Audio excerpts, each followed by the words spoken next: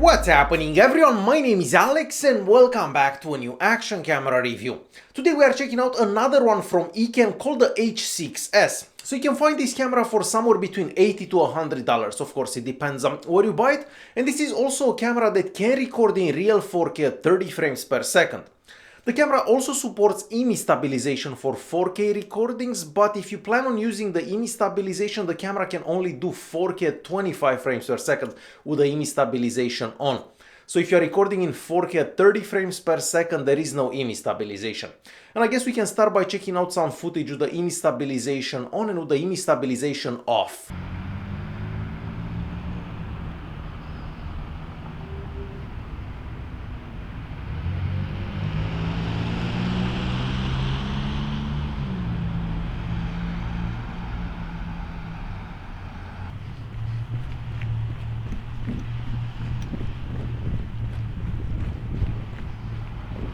And as you've seen for yourself, the image stabilization is decent, but definitely not the best that I've ever seen.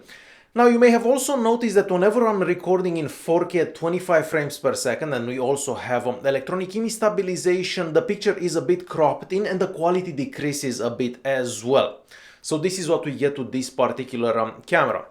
Alright, and I guess we can start by doing a quick unboxing so I can show you what comes in the box with this. So inside the box we get a very cool carrying pouch, and this is definitely a nice thing to have because it makes it easier to carry the camera and all its accessories. And inside this carrying pouch we get a little tripod for the camera. We also find the user manual. The user manual is in English and it's got some information in there. And we also have a remote control, so you can start and stop recordings or take pictures right from that remote control without actually touching the camera.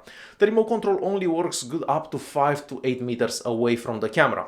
There is also a waterproof case in there, and according to the manufacturer, this will work good up to 30 meters in the water. However, I haven't been diving with it, but I did have it in water and there was no water going inside. And aside from that, we have a bunch of other stickers, mounts and accessories for the camera. The camera itself is made out of a combination of metal and plastic, and it kind of reminds me of the SJ-Cam SJ7 Star, because that one used to have a metallic body and plastic on the front and on the back. So this one looks just like that and it doesn't feel or look cheap. So on the front we have the second display, because we have one display on the back and one on the front. And on that little display on the front you can basically see the resolution that you are recording, how much battery you have, and so on. We also have the power button and the mode button and the lens. Moving to the top of the camera, there we have the holes for the microphone. We also have the OK or the recording button. And since we are talking about the microphone, we might as well check a couple of samples so you can see how the microphone recordings from this action camera sound. So let's check those out. Alright, so this is a quick microphone test with this new EKEN H6S action camera that I'm trying out. So I'm currently recording in 4K at 30 frames per second, and at this resolution we don't have image stabilization. We only have image stabilization for 4K at 25 frames per second, but I am using the gimbal so the footage is well stabilized. So under these conditions, this is how microphone recording from this action camera would sound like. We have yet another super quick microphone test to this new EKEN camera that I'm trying out. Once again, I'm recording in 4K at 30 frames per second and I'm also using a gimbal. And as you've heard for yourself, the microphone recordings from it sound pretty good. They are very loud and very clear, so really no complaints. And moving back to the camera, on the right hand side we have the Wi-Fi button. So if you press that button, you basically turn on the Wi-Fi network from the camera. Then you can connect to the camera with your smartphone. You're gonna have to install an app on your smartphone or tablet, and then you can control the camera right from your smartphone or tablet. So you can change settings, you can see the videos and the pictures that you have recorded, and all that without actually touching the camera. Everything can be done right from your smartphone. And moving to the other side of the camera, there we have the HDMI out. We also have the micro USB charging port and the slot for the SD card. So charging this camera from 0 to 100 takes about an hour and 45 minutes, and you can also record while charging, and that's important mostly if you do time lapses, because obviously a time lapse takes a long time. And talking about time lapses, this camera can do time lapses at the press of a button, and this is a quick example of a time lapse that I've done with this camera. As for SD cards, well, supposedly this camera can take SD cards up to 128 gigs. However, me personally, I've only tried two 64 gig SD cards with it, and they both seem to work fine. And there will be some links in the video's description just in case you don't know what SD card to get for your camera. And moving to the bottom of the camera, there we have a little plastic door that covers the 1050 mAh battery. So on one charge, if you are recording in 4K at 30 frames per second, you can get about 40 to 45 minutes of recording. Or if you're recording in 1080p, you can get about an hour and 10, an hour and 15 minutes of recording. And I know that that doesn't sound like much, but this is the case with about 99% of the cameras that I've tried. And lastly, on the back of the camera, we have a 2-inch screen that unfortunately is not a touch screen, and I kind of wish this would have been a touch screen. As for the screen quality, well, it's decent enough, but definitely not the best screen that I've seen. And if you use this in direct sunlight, it is a bit difficult to see that screen. So next we are moving on to one of the most important things for any action camera, and that is the quality of the video recording. So first we are gonna check out some video recordings that I've done during the day. Some of them were done in 4K at 30 frames per second, some of them in 4K at 25 frames per second, and for some I used the gimbal, and of course for some I haven't. But you're gonna see everything at the bottom of the screen. So let's check those out.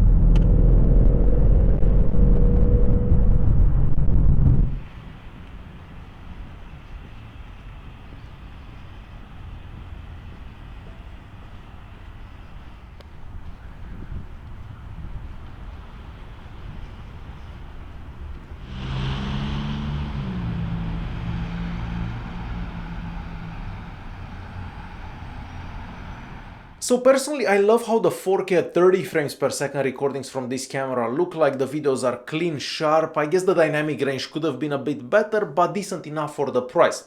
Now the 4K at 25 frames per second where we get image stabilization, well, they aren't as good looking. I mean, you can definitely see a bit of a decrease in the image quality, but I guess that's the price for having electronic image stabilization. And next we can check out some recordings that I've done during the night, and it's gonna be the same, 4K at 25, 4K at 30, and so on. So let's check those out.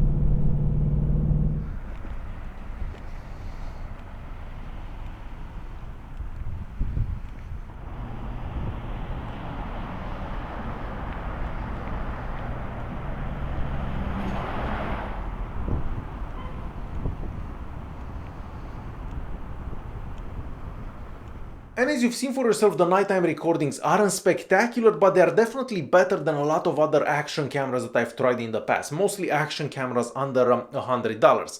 Once again, the 4K at 30 frames per second recordings were better than the 4K at 25 frames per second recordings because when we get image stabilization, the quality decreases a bit. Since this is a camera, of course, it can also take pictures, and the picture quality is also pretty good for daytime pictures and nighttime pictures. And I was actually surprised to see how good the nighttime pictures turned out from it. Using the camera is also very simple. So we have the power button that's on the front of the camera, and that's also a mode button. So if you press that button, you can switch in between the picture taking mode and the video taking mode. You can start recording time lapses, video lapses, and so on. And of course, we have a settings menu in there as well. In the settings menu, we don't have as many settings as I've seen for other cameras. So for video recordings, you can change the resolution. We have 4K at 30, 4K at 25. and 1080p at 60 frames per second, but there is no option for 720p recordings. However, me personally, I would never record in 720p anyways. You can also change the languages, and there are a lot of languages available, probably more languages than I've seen on a lot of other cameras. You have options to turn on or off the remote control and so on, but definitely not as many options as I've seen for other cameras, as I said before. So that's about it for using the camera. So to quickly conclude this video, for the price this camera records really well in 4K at 30 frames per second, and I find the 4K at 30 frames per second recordings very close to the recordings that I get from my favorite action camera, the E4K Plus. Now if you need image stabilization, you're gonna have to lower that resolution to 4K at 25 frames per second, and I find that there is a decrease in video quality at that resolution. However, for the price, so basically under $100, I think this is one of the better cameras to buy. Alright guys, hopefully you enjoyed this video. If you did like it, press that like button, don't forget to subscribe, and I'll see you in the next one. Thanks for watching.